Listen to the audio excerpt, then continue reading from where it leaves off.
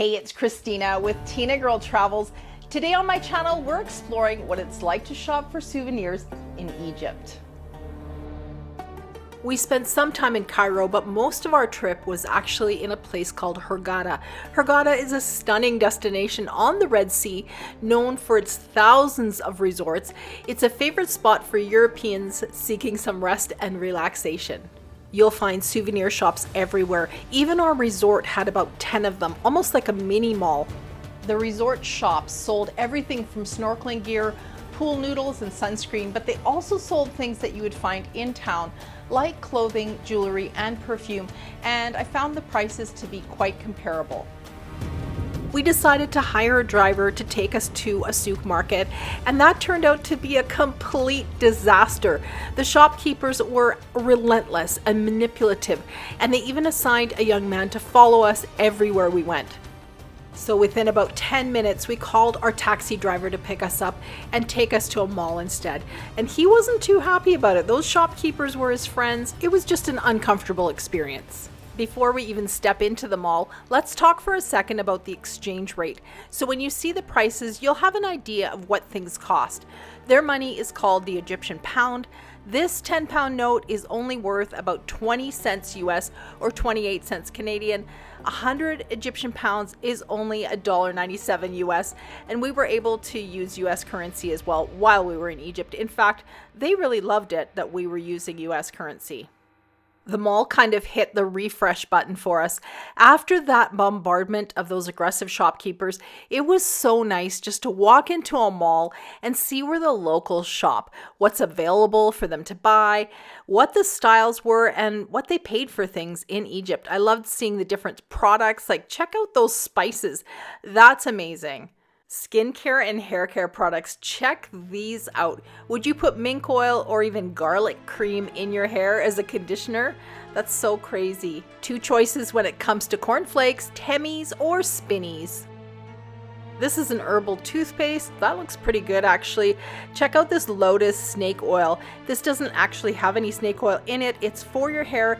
It has tea tree, juniper, and coconut oils as well as cocoa butter. But this Lotus horsetail oil does seem to have exactly that. So that's very interesting. At the grocery store in the mall, we discovered a section filled with souvenirs, and I was thrilled because everything was clearly priced. No bargaining was needed. The price you see is the price you pay.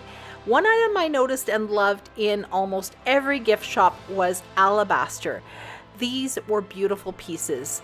Candle covers designed to fit over tea light candles, little animal figurines, cups, small vases, all crafted from Egyptian alabaster. Not all countries are created equal when it comes to souvenirs, and Egypt was a bit of a disappointment, I'm sad to say.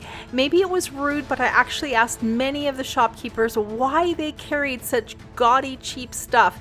And honestly, it was store after store, hundreds of stores selling the same things, and who in the world was buying it? I really wanted to know. I always look for handcrafted items when I shop abroad. It's fascinating to see what locals create using the resources available to them. Finding authentic handcrafts in Egypt proved to be a bit tricky, but I did manage to discover a few treasures like the alabaster that I absolutely love. Now, if you're wondering why I'm filming my husband Keith's butt the whole time, it's because I'm kind of hiding behind him filming. People in Egypt do not like to be filmed, and they actually get very nervous and sometimes angry when they see someone filming. So I'm trying to be discreet. This is a market in Cairo, and our guide basically walked us from one side to the other where we were picked up by our driver. I literally had about 5 minutes to shop. I did buy this little stone pyramid for our grandson. I liked it because it was actually stone and a really nice souvenir from Egypt. As you can see, the shops are just opening up. It was probably around noon, and our guide just hustled us along. It was kind of annoying. Now, that's a shop I would have loved to look in. I love beautiful leather bags. This is a cafe that they were setting up in the market. Check out those old benches. And the architecture in this area is actually quite interesting. And much of Cairo actually looks like a magnitude 8 earthquake rumbled through and no one ever cleaned it up. Keith and I actually renamed the city of Rubble. There are definitely some nuggets of beauty, but much of the city looks like this. You'll also see a lot of cats and dogs running around the city. I don't think they actually belong to anyone. Not gonna lie, that's a little scary, a dog fight at the gas station we were at. All right, time to move on. Let's head over to the local butcher shop and see what they have in stock today. What do you think that is? All right, we are back in Hurghada, Egypt, and we had the resort take us to the main shopping area for tourists called Sheraton Road. There are lots of shops, restaurants, and cafes, and you need to be prepared to haggle here. So I took a picture of our shuttle bus so I wouldn't forget what it looked like. They dropped us off right here in front of Kad Mall, and I'll show you inside in a second. I actually really liked this store, and the owner of the store was really nice to deal with. There's my husband Keith. He's just happy to have a comfy seat to sit down and watch the world go by while I shop. The store did have the usual Egyptian souvenirs that we've seen everywhere, but they also had some handcrafted items, and one thing the Egyptians are very proud of is the papyrus paper products. Papyrus is a plant from the Nile River used by the ancient Egyptians to make the first form of paper. It was important for writing religious texts, records, and knowledge, helping Egypt become one of the first civilizations to use written communication. And today you can find papyrus. It's used to make souvenirs, art, and decorative items showcasing Egypt's cultural heritage. We put the slices between sheet of carpets, the vertical and horizontal lines. Sticks together without any addition, like weaving, like that. You can see just one direct. Okay? I know because you don't have a time, I will explain. This was another thing that caught my eye. The handmade lamps, they're so beautiful and such a unique way to light up a space or a shelf or a table. Now, if you know me, you know I really hate snakes, but I just could not leave this big giant wooden snake behind. It is so cool, and our grandkids really love scaring everyone with it. While we're on the topic of reptiles, how would you like an authentic crocodile wallet? Literally, his whole body wraps around this case. I've never seen anything like that before. You can also choose a snakeskin bag if crocodile isn't your thing.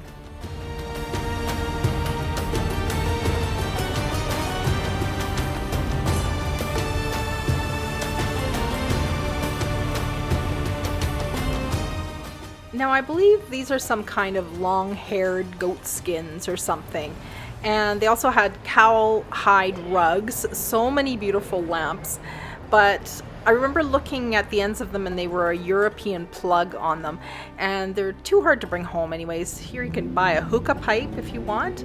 And these were actually quite beautiful serving trays. The clothing in the tourist shops was always really bright and sparkly. Lots of colors to choose from, and I'll be talking more about tourist clothing in a second. So these are pashminas. They are just a simple thin scarf. They're usually really cheap, and they come in handy if you just need a quick cover up. They're nice and thin. I used one. We had a sandstorm one day and whipped by sand. Yeah. It was so windy, and I was able to put it over my mouth and nose to keep the sand out of my mouth. Another thing worth mentioning is Egyptian cotton. Egyptian cotton is famous for being super soft and long-lasting thanks to the perfect growing conditions along the Nile River. It's used to make high-quality sheets and towels and clothing that feels super luxurious. When in Egypt, picking up real Egyptian products is a great way to bring home something special. You'll hear shopkeepers promoting t-shirts and things made of real Egyptian cotton, and it is really nice. I do love it. I love Egyptian cotton sheets, and you can actually find them quite easily in North America if you don't want to haul them all the way home. I highly recommend them. The next thing you'll see everywhere is knockoffs. There are lots of opinions on the subject. Buying knockoff bags, shoes, and clothing might seem like a way to save money. I personally feel that it raises ethical concerns. I bought a fake Louis Vuitton years ago when we were in Turkey, and I never really loved that bag. I knew it was a fake, I wasn't trying to impress anyone, and I just felt bad owning it. Besides, there are some really beautiful handmade bags in Egypt that you can buy and be proud to own. I found a company out of Cairo called Nunnies, and they have some incredible handcrafted leather products, and I'll add a link to their website below, or you can check out their store in the Grand Egyptian Museum in Cairo. Okay, and here's a few more knockoffs. You'll see the Nike and the Adidas running shoes and different kinds of sweatshirts with different logos, Tommy Hilfiger and such. But we found this just hilarious. We saw so much of this kind of clothing where multiple high-end brand labels were on the same shirt. Have you ever heard of North Face Gucci or Mickey Vuitton? It was weird, but somebody's buying this stuff. All right, moving on. Now, I absolutely love the inlaid game boards. If your family likes games, this is pretty special to have as a souvenir to bring home. They also had treasure boxes with the same intricate inlay designs. These are so pretty and something you'd actually use from day to day. Now, these are Egyptian scarab beetles. They're symbols of transformation and protection in ancient Egypt. You'll see them used in jewelry and amulets to represent the cycle of life and rebirth. All right, it's time for a break in this nice modern coffee shop where a latte will cost you about $1.60 for a Danish. Talk about a deal, and it was actually really delicious. Egypt is famous for its flavorful spices like cumin, coriander, and cinnamon used in many dishes. You can find these spices in the grocery store like we saw earlier, or the local markets. They're a great souvenir to bring home. Egyptian perfume is often in the markets as well. They're made from pure essential oils with traditional scents like jasmine, rose, and lotus flower. And they're known for their long-lasting alcohol-free formulas. They're often sold in beautiful hand-blown glass bottles, and these fragrances are rooted in ancient Egyptian culture and make really unique souvenirs and gifts. I did buy a bottle, and unfortunately my beautiful hand-blown glass bottle broke on the way home, but I did have the best smelling luggage, that's for sure. I also bought this Cleopa camel milk lotion, which I loved, and I'm sad I used it all up. We're heading to Morocco in March, so I hope I can get some there. Well, in amongst all the tacky souvenirs, you will find some treasures. Look for those beautiful alabaster products. They're a bit heavy, but such a nice gift. The shopkeepers are absolutely relentless, and haggling here is next level. Never ever pay the first price that a shopkeeper tells you. Offer them about half and then meet somewhere in between. If you're not happy with the deal, walk away and find another shop. Another thing, if you're a woman and shopping alone, be prepared. I was asked constantly where my husband was, especially when I shopped at the resort that we were at. If you go to a place like a mall, the prices are fixed and shopping is actually kind of a nice experience. Egypt was really interesting, and we found most people to be very friendly. We did have some strange experiences, and if you want to see more, I have a video on our resort here in Hurghada where you can hear about my experience at the spa, which was like nothing I've ever experienced. And I also have a video of our one-day excursion to Cairo with a private tour company that was absolutely insane, especially when our guide and the driver started fighting and we switched cars several times, and honestly I was so scared. I'll tell you all about that in the video. I'll link those to the end of this one. Thanks so much for watching my video on souvenir shopping in Egypt. If you like this kind of video, I do have several global shopping videos on my channel for you to check out, and I'll link our favorite anti-theft and anti-pickpocket backpacks, day packs, and crossbody bags that we use on all our travels in the description below. So click on those links and use my code Tinagirl10 to enjoy a 10% discount on your PackSafe purchase.